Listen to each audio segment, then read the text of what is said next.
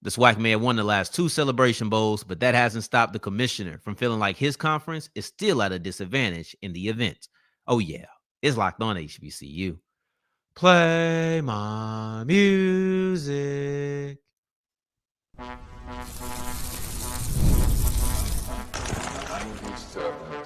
You are Locked On HBCU, your daily podcast covering HBCU sports. Part of the Locked On Podcast Network, your team every day. What's going on, family? Welcome back to another episode of the Locked On HBCU podcast, your number one daily one-stop shop for everything HBCU athletics, Monday through Friday. Part of the Locked On Podcast Network, your team every day. And I, of course, am Darrion Gray, a.k.a. the Mouth of the South, Texas Southern alum and former TSU Herald Sports editor and current site expert at Who Dat Dish and contributing writer at USA Today's Saints Wire.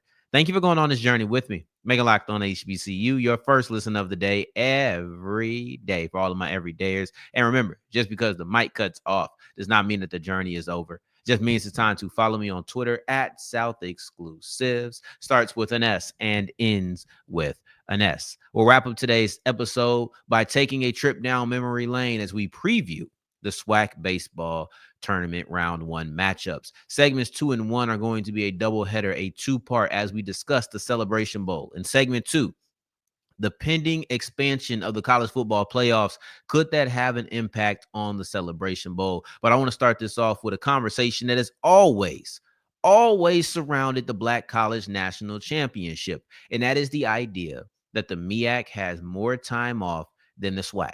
That is a literal fact. Number one, that is a literal fact. The MEAC has more time off than the SWAC. Feel how you want to feel about that fact, but you cannot dispute it. And if you're Charles McClelland, the way you feel about it is that it puts your conference at a disadvantage. And quite frankly, I think that the conversation has died down a tad bit because the SWAC has had a little bit of success. But too often I hear people try to use the Jackson State victory as an argument against the idea that the MEAC has an advantage. I don't agree with that. That is not something that I stand with, and let me tell you why. You're still looking at the MEAC with a big time score. They're still up on the scoreboard, big time, 6-3, number one. Secondly, if you don't believe in the idea of rest, then just don't believe in it. But using Jackson State's victory as a counterpoint to absolutely dismantle the argument, first off, you're not succeeding. Secondly, I don't really think that it's a good argument to have. Let me read to you what Dr. McClelland said, because this is interesting. Mind you, that argument has gone on for a long time. This year, it probably got worse because of the scheduling change. The Celebration Bowl was played on the third Saturday of every month, or of every December. And now it's been changed to the second Saturday. So maybe there's an argument to be had there. But anyway, this is what McClelland said. I wasn't real happy about that. Talk about the change. I wasn't real happy about that because it put us at a competitive disadvantage. To move us for the CFP, the college football playoffs, I understand, but I wasn't happy about it. Okay, I think that is a very reasonable stance to have. This is what it is, but I'm not happy about it. And it didn't feel like he's complaining. He's just commenting on how he felt about the event. Now, that is a very important tone, because I think sometimes when you express displeasure, people naturally feel like you're just whining, especially if we're talking about on a public front like this. If Dr. McClelland went out and just had a speech and said, hey, listen, I think that the Celebration Bowl puts it at a disadvantage with the timing of everything, I think people would be like, man, shut up. You just won the last two. Whatever. I hear you. Yes, the SWAC won the last two. We won the last two. But here's my thing. This is something that he did say, competitive disadvantage. My favorite part about what Charles McClelland said is the phrase competitive disadvantage, because so often people want to write off the idea of rest, the idea of time off. They want to write it off like it doesn't matter. My thing about that is, just because the SWAC won a couple of games doesn't mean the disadvantage doesn't exist. When Dr. McClelland says that the conference is at a competitive disadvantage, that doesn't mean you can't overcome the disadvantage. Jackson State just did it. It doesn't mean that all of a sudden you're just doomed to lose forever and every single year. Jackson State just won. I think some people look at that and say, how are you at a competitive disadvantage when you just won last year or even won the last 2 years? But we're going to keep it at 2024 because that's when the schedule really changed. People will look at the idea of the SWAC being at a disadvantage and say, how is that possible when you just won? I would say this. If you and I are in a race and I don't have to go over a hurdle, but you do, you could still beat me in that race. But let's not act like I don't have an advantage there. I don't have to go over an obstacle. The only argument that I'm willing to hear is the idea of rest versus rust. Or if you just don't think it makes that big of a difference, that's fine too. But too often it's written off because of the SWAC's latest success. They've won 3 Celebration Bowls in nearly a decade, and 2 of them came in 2024 and 2023. This argument has been going on for a long time previous or prior to that. Where I think we get in trouble here, in my opinion, is the SWAC acknowledges that this is a deal. And maybe sometimes it's overblown. Sometimes I hear people from the SWAC, they'll say, man, they won because they had more time to rest. And then I think the MEAC fans who didn't like that, they kind of overcorrected. So now it's not just that's not the reason we won. It doesn't matter at all. Time off isn't a real thing. That's dumb, guys. Like that's not how this works. This is a readily accepted or reasonably accepted opinion in sports. It's universal. It just is. You go to the regular season in football, you had a bye week, and you're facing a team that didn't come off of a bye week. Oh, you got more time to prep. That's an advantage. It doesn't mean that you can't beat a team coming off a bye week when you played the week prior. Oh, you got a 10-day you got 10 days because you played a Thursday night game and now you get to play Sunday the next week. We look at all of these situations as if they are a leg up. In all, like, this is a thing in football. Why would it not be the case with the Celebration Bowl? Like, why would we not view the MEAC having 2 off weeks, right? So when I say off weeks, I mean weeks where you don't have a game at the end. You have 2 off weeks. The SWAC has none. If you're an everydayer that's been here for, I don't know, 2 years, you may have heard my tune change on this back and forth.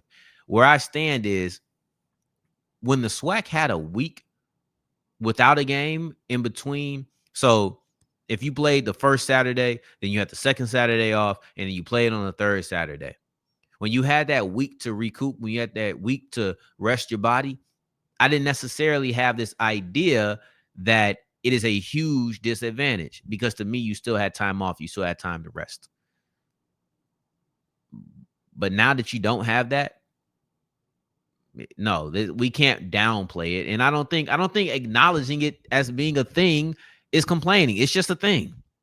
I'm going to say that. It's a thing. The SWAC can overcome it. They'll have to overcome it. I think anybody who makes this the end all be all is flat out wrong. If you're a SWAC fan who thinks that the MEAC was only winning because you had a week extra to prepare, no, I don't agree with that. If you're a MEAC fan who feels like, yeah, this is not real, this doesn't exist, I don't agree with that either. You can feel like it's not the reason you win, and I would agree with you. I think there's way more at stock here or at play here. But yeah, no. I can't say and act like it doesn't exist at all. That would be ridiculous to me, especially because you're talking about a game that historically you guys have dominated in the MEAC. In the MEAC, you have been the Celebration Bowl champion 6 out of 9 times. So I'm not really taking that. And honestly, I don't feel like I heard a lot of chatter around FAMU winning because FAMU was a MEAC team. That's what I heard. I heard, well, you had to go get a MEAC team to make it happen. In general, guys, I'm not a fan of this argument. So late disclaimer, this is all about players, or excuse me, this is all about fans who make this the entirety of the argument. Can't stand with that. But let me tell you something. I think that the change that is upcoming in the college football playoffs could have an impact on the Celebration Bowl. But overall, I think that they'll survive easily. And I'll tell you why as we continue with Locked On HBCU. As we continue rolling on today's episode is brought to you by FanDuel. If you're anything like me, you're out and about, you're moving and shaking, you don't get home to the games already going. I got home and the Oklahoma City Thunder versus Minnesota Timberwolves was already in the fourth quarter. Actually, it was right at the end of the third, about to go into the fourth. But that doesn't stop me from being able to place my money down at FanDuel. It doesn't stop me from going in and saying, oh, I'm going to take these live games bets. I don't have to be there before the game. I don't have to have it set up. I can put money on the fourth quarter. Simple as that. That's what I love about FanDuel. It allows me to put bets down even when I wasn't here when the game started. You go ahead and take advantage of this same trait. Go to FanDuel.com. That is FanDuel.com. But you know what? If you're listening to me live, you can go ahead and put some money down on the New York Knicks versus the Indiana Pacers. So it's just picking your preference. But go to FanDuel no matter what that sport is and make every moment more. As we continue rolling on today's episode of Locked on HBCU, I appreciate you for making this your first listen of the day every day. For your second listen, make sure you're checking out Locked on NFL. The off season is starting, man. A lot of teams are going to start beginning OTAs here this week. You want to make sure you're staying up to date with your squad. Now, I want to bring back something that was said from Dr. McClelland, because to me, I understand where he was coming from on the competitive aspect of it all, but I also feel like there's an aspect there that we didn't touch on within his interview that we should detail, and that's the idea of revenue. That's the idea of what makes the schedule change. One quote from the end of I had a quote earlier in the show. I want to bring back the end of that quote real quick. He says to move us for the CFP, I understand, but I wasn't that happy about it. I wonder how understanding that McClelland will be. I wonder how displeased he'll be in the future, because the college football playoff is growing. Simple and plain, the CFP is growing. And with a growing schedule, that will mean it will probably begin a tad bit earlier. As it stood, the college football playoffs began on December 20th, and the Celebration Bowl was played December 9th. If December 1st is a Sunday, I wonder how things change with the schedule, and I think that'll be the case in 27, if I'm not mistaken. I think in December 27th, that month will start on a Sunday, which means the second weekend or the second Saturday of the month will end up being the 14th, and I just don't know how late they're going to be willing to push the playoffs. What does this all mean? Like, right? Why am I even bringing this up? See, here's the deal. You moved this event under the premise of not wanting to interfere with the college football playoff. You want it to still be the beginning of bowl season. And I love that. I think it's great for them. It allows you to have those isolated eyes. The growth of the college football playoffs may take those isolated eyes away from you. This is what John C. Grant, the executive director, said about the Celebration Bowl moving from the third weekend to the second weekend. The decision to move the Cricket Celebration Bowl to the second Saturday in December is truly a game changer. By aligning with the start of the college football bowl season and avoiding the expansion games of the college football playoffs and the NFL, the Celebration Bowl has carved its own niche in the bowl season calendar. But what if you expand some more? What if you sit here and you tell yourself, all right, yeah, 12 was cool, but we're going to go to 16 college football playoff teams, which is something that they are discussing. This is something that they are talking about. Let's say you want to move to 16.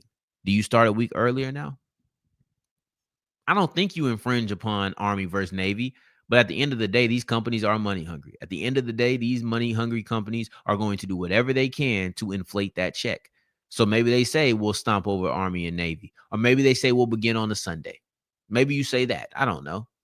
But my point is not that the Celebration Bowl is going to have to go head to head with playoff games.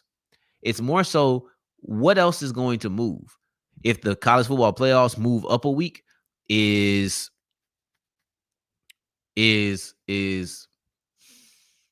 I can't even think of no other games. I can't even think of what the other games are called. And that's kind of my point on why I think the Celebration Bowl will be fine. But let's say some of these, I don't know, let's say the Green Table Bowl. Let's say that. Let's say the Green Table Bowl is played on the same time as the Celebration Bowl. You will lose some viewership, but I don't know if you lose much.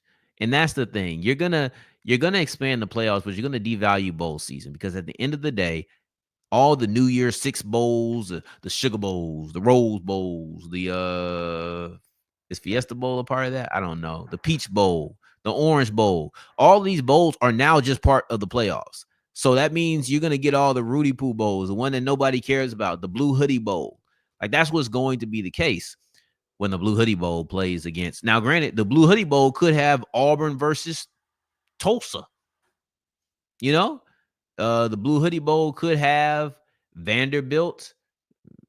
I gotta see if Vanderbilt can do it again, but they could have Vanderbilt versus Iowa State. You know, you could have a Big 10 versus Big 12, an SEC versus ACC. That's going to draw some people. It may be a no-name bowl, but it's going to come with some schools that have some juice. Maybe not a lot. They're going to have some juice.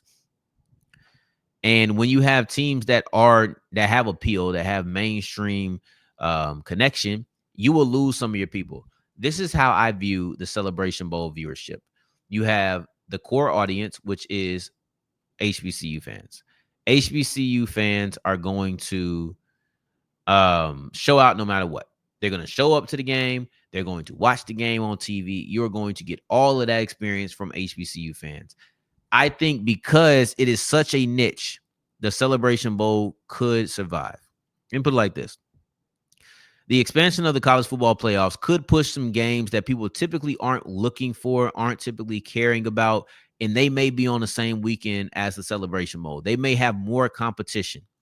That's fine to me because the fact that the Celebration Bowl is specifically for HBCUs means you're going to have a core audience that is going to stick with you. You are going to have some casual fans who originally just watched because, hey, football is on, whatever. Let me just go ahead and check it out.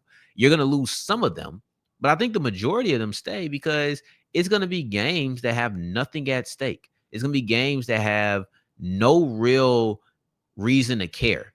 And they're going to be games where people are sitting out.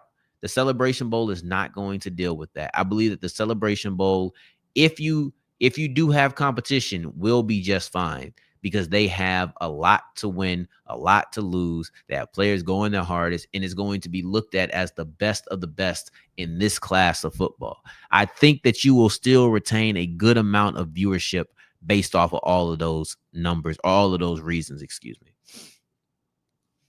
This is what Dr. McClelland said about the reason they moved, and it's the reason I had this conversation. He says the networks control it all. That's where the money is. You can put as many people in the stands as you can, and it doesn't compare to what television pays.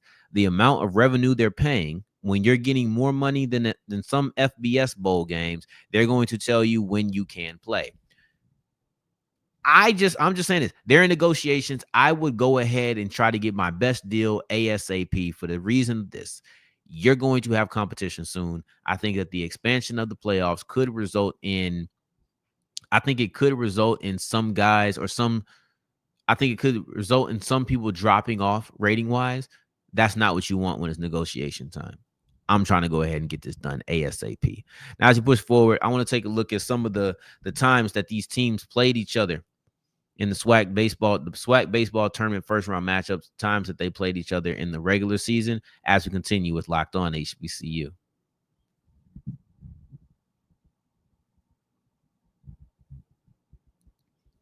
As we're wrapping up today's episode of Locked On HBCU, I appreciate you for making this your first listen of the day every day, making it all the way to segment 3, and I thank you 2 times for that.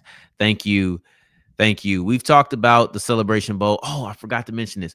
Also, the SWAC schedule is very rigid. So it's not like you can move up the Celebration Bowl another week. It's not as if you can move up your SWAC championship game a week. So the 2 things that we talked about earlier, the disadvantage of time in between SWAC championship game and Celebration Bowl, and then also the idea of the Celebration Bowl having more competition. Listen, A week before the Celebration Bowl is the SWAC championship. You can't do anything about that. The SWAC championship, a week before that, is the Bayou Classic. You can't really move the Classic because of tradition. So now it's just too rigid for you to make any more movements. You did what you could when you moved the Celebration Bowl. After that, everything else has to line up around you. You can no longer align yourself within the circumstances. All right, now let's get into the SWAC baseball tournament.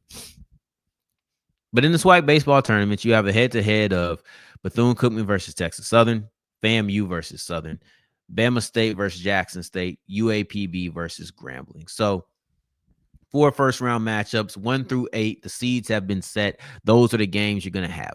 The SWAC baseball tournament is a double elimination type of tournament. So it's not, oh, you lose, you're out of here, which I do appreciate. I don't necessarily think I would do that in any other sport. That is a baseball thing to me. I wouldn't want to see that in baseball and softball. I would not want to see that in basketball, double elimination. I would not want to, and obviously football, you're not going to have a tournament. But as far as just conference tournaments go, this is not the playoffs. I'm not trying to see series of 7 or series of 5. Maybe a series of 3. I think I might accept that. If the conference tournament turned into a series of 3, maybe I accept it. But the truth of the matter is you're trying to make it to the big dance. So you need to go ahead and get this out of here. Boom, boom, boom, boom, boom. In baseball, it's built on series. Like that's just what the sport is built off of. So when I look at Bethune Cookman versus Texas Southern, that's one that's very interesting to me because Texas Southern just beat Bethune Cookman in the first game of a series that closed out the season. So they had a 3-game series that closed out the season. You're going to turn around and make that into a 4-game series essentially, because as a first round matchup, that's the 4th game in a row that Bethune Cookman and Texas Southern are going to be facing each other. I don't listen, Texas Southern can get them and it won't be a surprise simply because I just watched them do it in the first game of the series. So it's not as if this is unrealistic. It's not as if this can't happen. But what it is a situation in which I don't expect it to happen. TSU may have gotten a victory in the first game, but then they lost the next 2. And there's a reason. Bethune Cookman is one of those ones. We talked about this on Monday.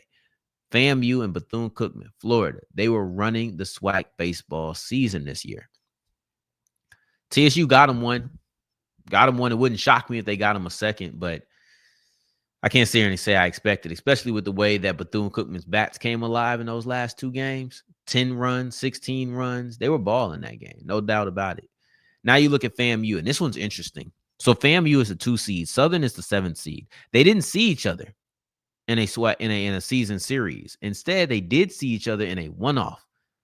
They saw each other in a one-off, and Southern won that game.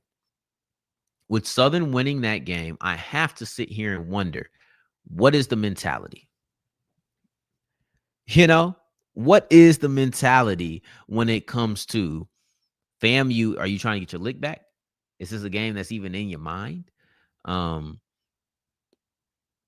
I would assume that there is a lack of familiarity between the 2 teams. See, normally when you're talking about teams that faced each other in season series earlier in the year, there's a feel. There's a feel that you went through. I know how to play you to a certain degree. I have experience doing it. It's different than just playing a team, or excuse me, it's different than just watching film. Southern played 1 game. They won that game, but they played 1 game against FAMU. I'll be very interested. No one's going to talk about this as a lick back or whatever, but that is kind of the way that I view it. Then you have Bama State versus Jackson State, and they played 4 games this year.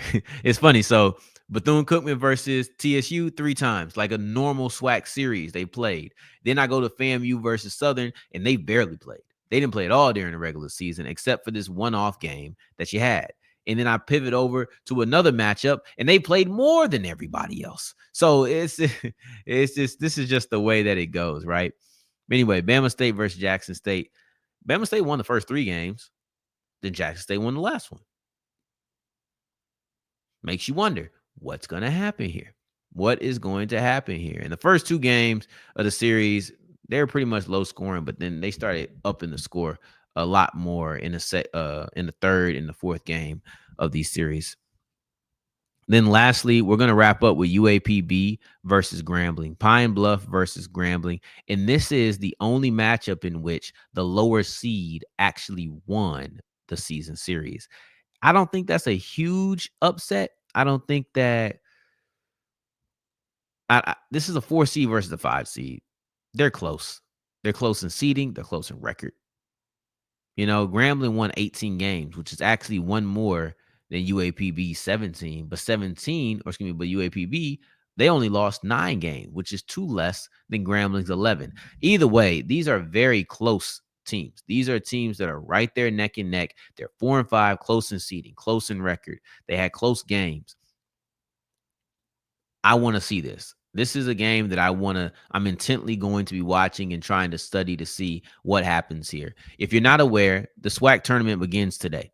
If you're not listening to me live at 7 a.m. Central Time and it's not right away afterwards, you might be missing a game.